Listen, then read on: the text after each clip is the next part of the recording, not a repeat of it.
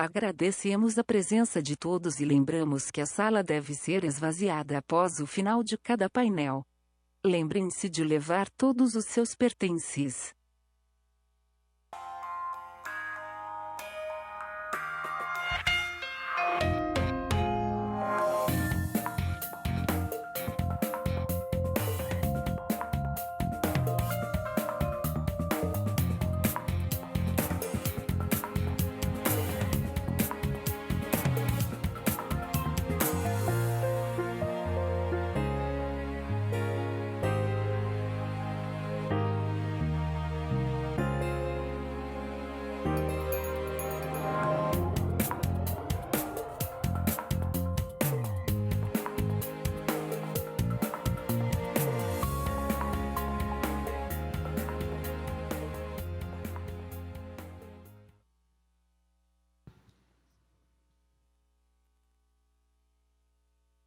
Olá, gente. Boa tarde a todos e todas. Vou marcar o tempo aqui para não me perder. Então, eu sou a Patrícia. Eu trabalho com sistemas de recompensa já há alguns anos. Espero que atenda às expectativas de vocês. Sem o trocadilho, vocês vão entender a expectativa. E eu me formei na UFRJ, fiz mestrado e doutorado também na UFRJ em colaboração com o IDOR, né, que acho que a maioria dos cientistas que vieram de lá também. E, atualmente, eu também trabalho no Hospital de Clínicas de Porto Alegre com infância e saúde mental, que a gente pode conversar depois também sobre esse assunto. E eu passei um tempo no Instituto de Ciência e Tecnologia de Okinawa, no Japão, então eu vou mostrar algumas coisas, vão ter uns hiraganais assim, mas é porque a gente usa com eles, tem uns... Bem, então, beleza, sistema de recompensa cerebral. Então, assim, sobre o que eu pensei, é um mundo falar sobre o sistema de recompensa, né? Então, o que eu pensei que poderia interessar, que a gente poderia conversar hoje sobre o sistema de recompensa. Primeiro de tudo, que é a minha parte favorita, eu acho que foi por isso que eu comecei a estudar o sistema de recompensa, é compreender que querer e gostar são coisas diferentes. E coisas diferentes, literalmente, são sistemas neurais diferentes. E talvez, se a gente compreender melhor essa distinção, a gente possa aplicar melhor nas nossas próprias vidas, né? E depois eu vou falar um pouquinho sobre como estudar o sistema de recompensa no cérebro humano, né?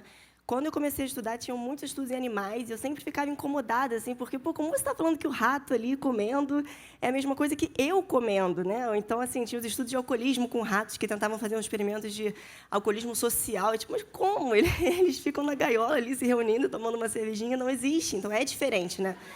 Então, e eu descobri o pessoal do IDOR que estava estudando humanos, então eu vou falar um pouquinho assim, sobre como estudar humanos vivos de maneira não invasiva. E, finalmente, eu vou falar sobre a promiscuidade do sistema de recompensa.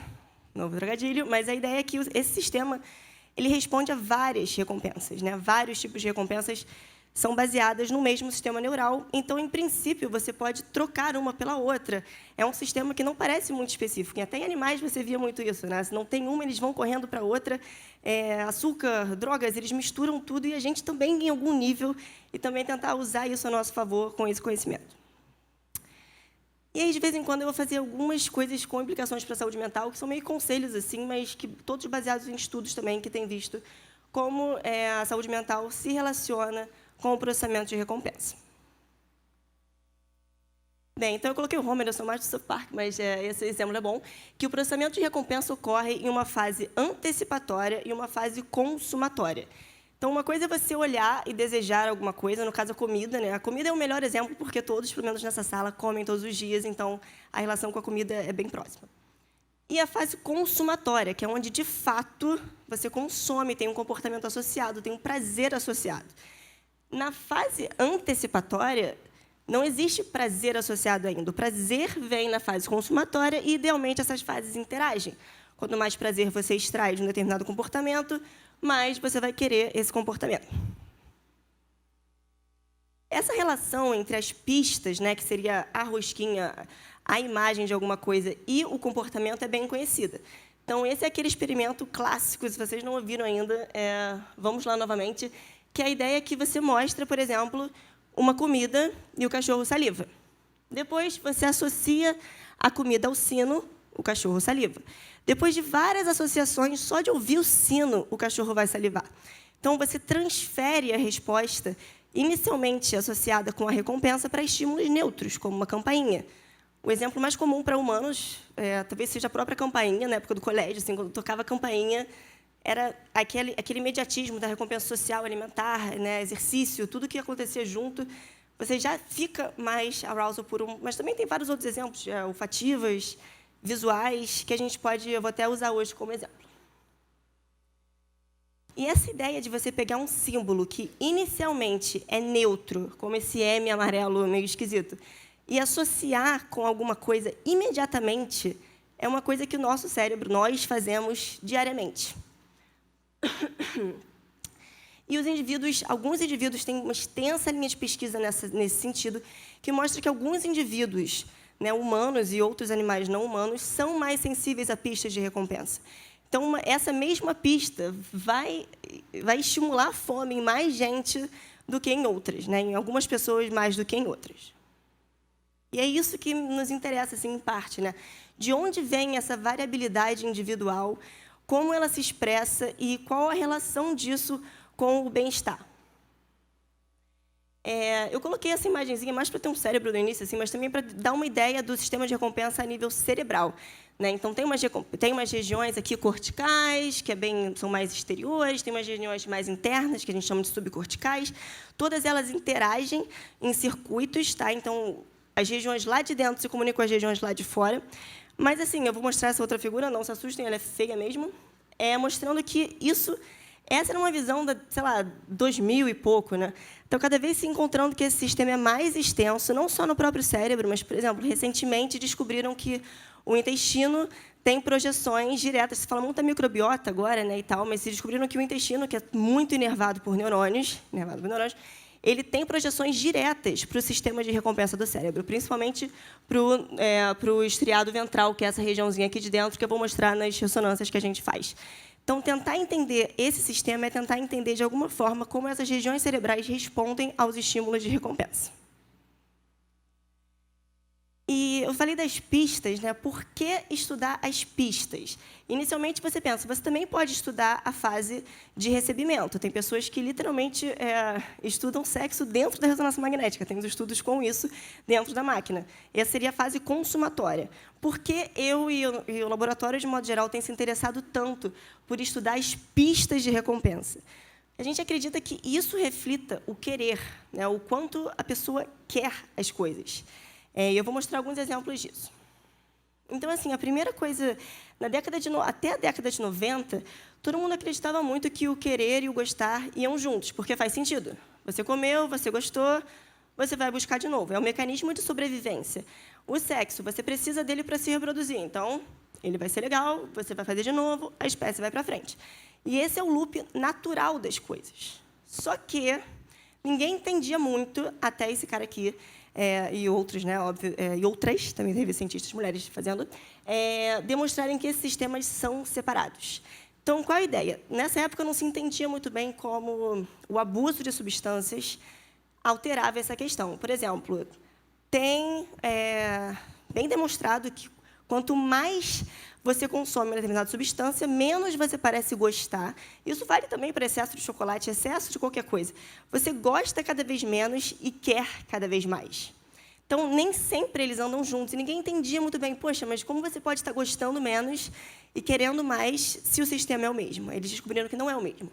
Não sei se vocês já ouviram falar da dopamina, né? Se fala muito de dopamina. A dopamina está envolvida com o querer. Tem sistemas envolvidos com motivação apetitiva, motivação de buscar uma recompensa. Já o gostar parece ser muito mais relacionado ao sistema opioide, o opioide interno, que nós mesmos produzimos. Então, a ideia do prazer que você tem no gostar é transferido para o sistema do querer, de alguma forma, via, sim, uma relação entre os dois, só que eles são independentes. Então, você pode querer mais uma coisa que você nem gosta tanto, e você pode gostar muito de uma coisa que você nem quer tanto, mas você extrai muito prazer dessa determinada coisa.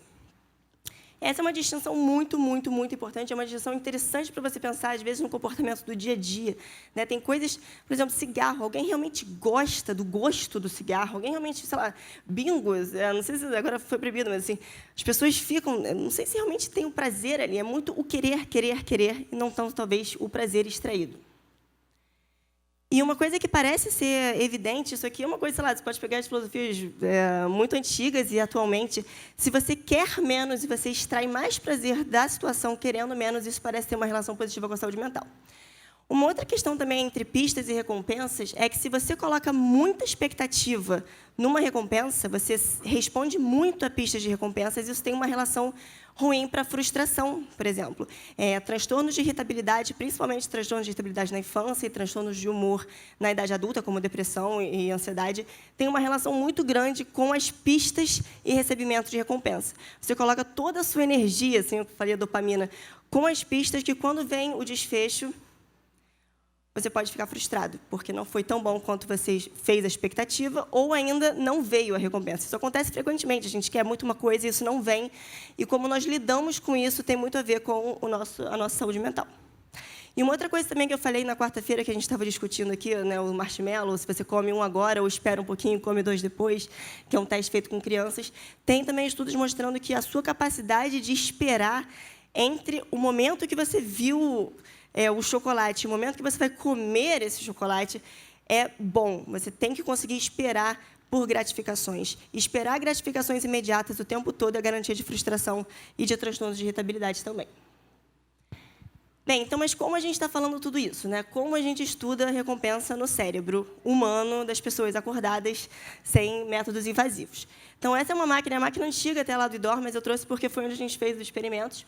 Então, você coloca o indivíduo dentro dessa máquina e mostra os estímulos aqui para ele vê através de um espelho. Qual é a ideia aqui da máquina de ressonância e por que a ressonância? Não sei se vocês já viram esses EEGs, esses eletrodos que colocam na cabeça.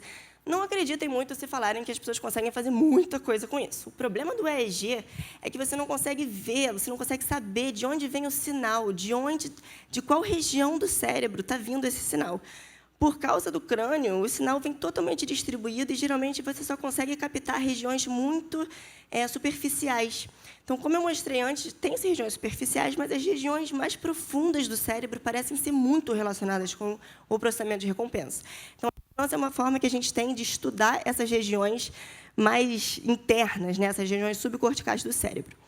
E ela funciona, como princípio geral, da seguinte maneira. Ela é um ímã gigantesco.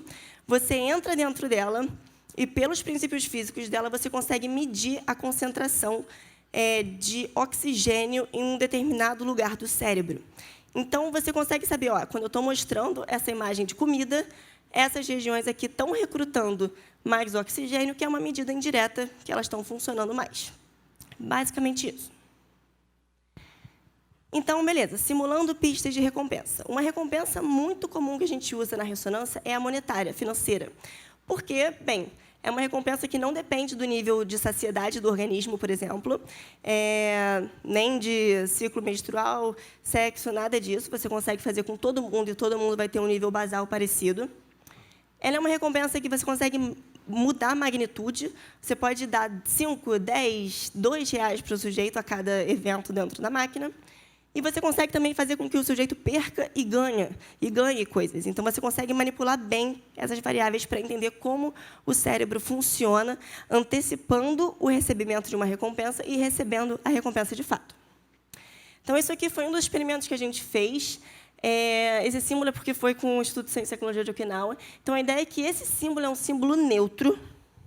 Você olha para mim, a não ser que alguém seja muito fluente em japonês, esse símbolo, você olha, ele não tem nenhum significado objetivo. Então, a gente apresenta esse símbolo com uma maquininha que fica rodando, e depois de um tempo vem o desfecho. Você ganhou, você não ganhou, você ganhou X, você ganhou tanto.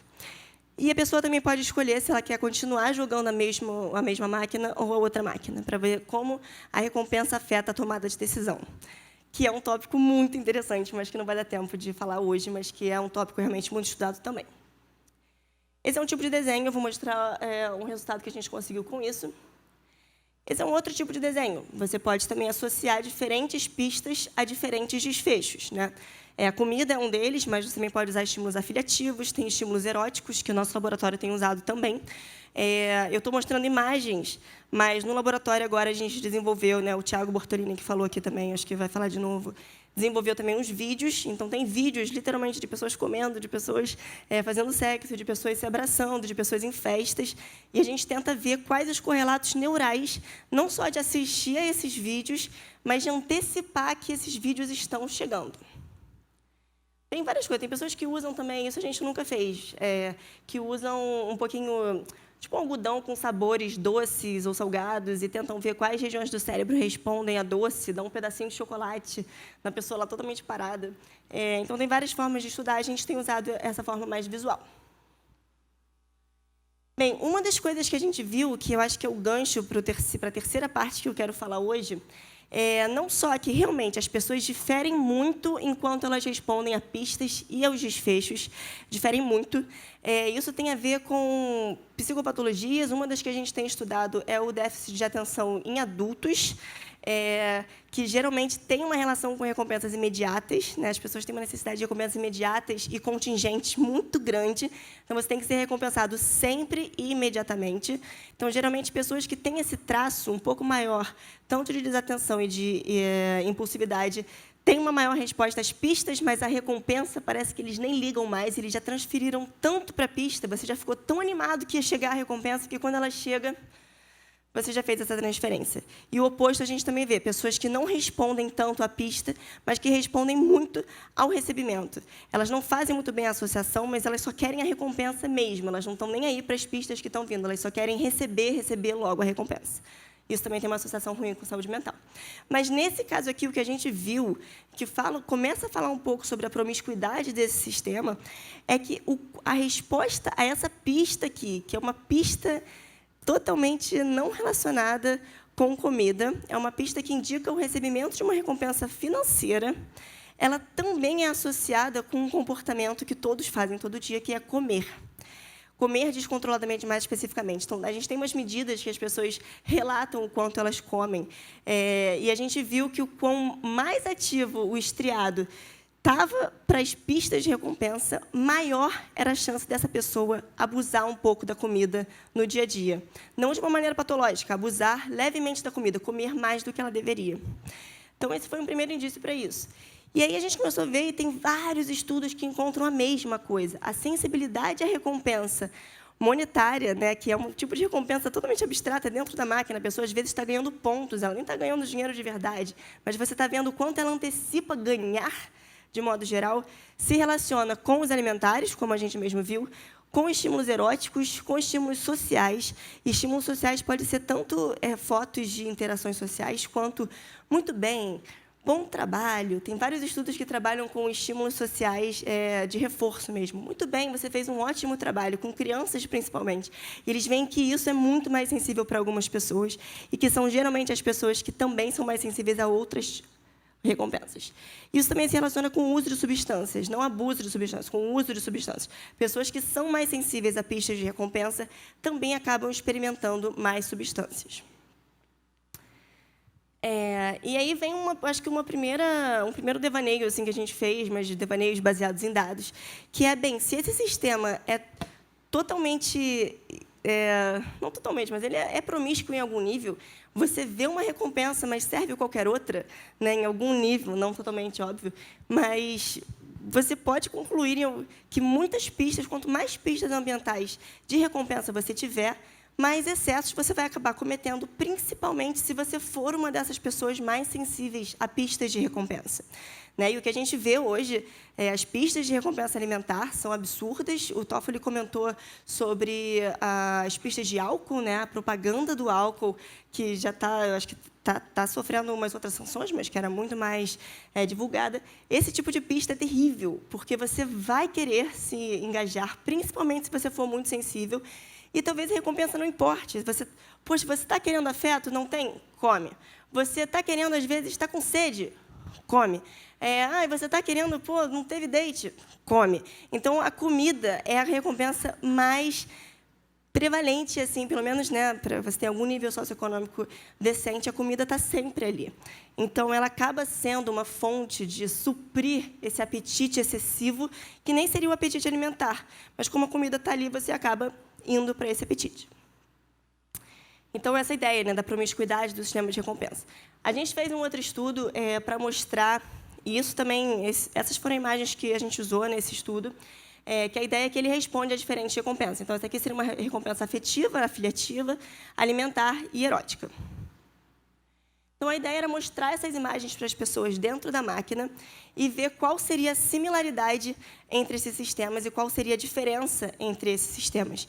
Esse é um projeto que está em andamento agora com o Tiago, que é com os vídeos, mas esse aqui foi um piloto interessante que eu trouxe para a gente também discutir o quanto esse sistema varia, não só entre os sujeitos, eu estou falando de variação entre sujeitos, né? A fileira da frente pode ser mais sensível, a fileira do meio menos sensível. Isso é uma coisa, é tentar entender mecanismos de diferenças entre os sujeitos. Mas e dentro dos sujeitos? Né? Será que a gente é estável? Qual é o nosso nível de estabilidade? Então, isso aqui foi um trabalho que a gente fez com poucos sujeitos, que, como eram muitas imagens que eles tinham que ver, aqui eu estou mostrando 3, mas eram, sei lá, 1.200 imagens que eles tinham que ver no total. E aí a gente dividia o experimento em vários dias. Então, em 3 dias da mesma semana, a pessoa tinha que ir lá, entrar na máquina e ficar olhando imagens prazerosas de várias e várias categorias. O que a gente viu, isso aqui é a resposta cerebral a um estímulo erótico, aos estímulos eróticos em conjunto. No primeiro dia, aqui em cima, normal. Segundo dia, o cérebro dessa pessoa bombou. No terceiro dia, voltou ao normal. A gente falou, cara, o que aconteceu? Acontece que, nesse dia aqui, a pessoa chegou no laboratório depois de um date. Chegou da casa do carinha, foi para a ressonância, o estímulo para ela ficou muito mais saliente. Então, nesse dia aqui, a sensibilidade dela a essas recompensas aqui estava tendendo mais para cá. Ao contrário, no dia seguinte, sei lá, ou em algum outro dia, talvez ela fosse mais sensível à comida ou ao afeto, passou um tempo com o sobrinho, com o filho. Isso varia no nosso cérebro, não é como se a gente fosse imutável. Nossa, minha sensibilidade à recompensa alimentar é muito alta. Hoje, você tem possibilidade de mudança, você consegue restabelecer isso, principalmente tendo em mente que esse sistema é compartilhado. Então, você consegue substituir essas recompensas entre si. Que nem já antecipei, mas que é essa ideia, substituições. Então, assim, tem, por exemplo, várias linhas de estudos que mostram que restrição alimentar, dietas restritivas para perda de peso não funcionam. Não funcionam mesmo, não é só, poxa, estou fazendo dieta e não estou emagrecendo. Também. Fiz dieta e engordei de novo, também. Mas tem os estudos longitudinais com pessoas crianças em idade escolar, que mostram que fazer dieta é o maior preditor para determinar o peso dessa criança anos depois. A ideia é que, se você já restringe a relação de causalidade, se você já restringe desde cedo, você ganha mais peso mais tarde na vida.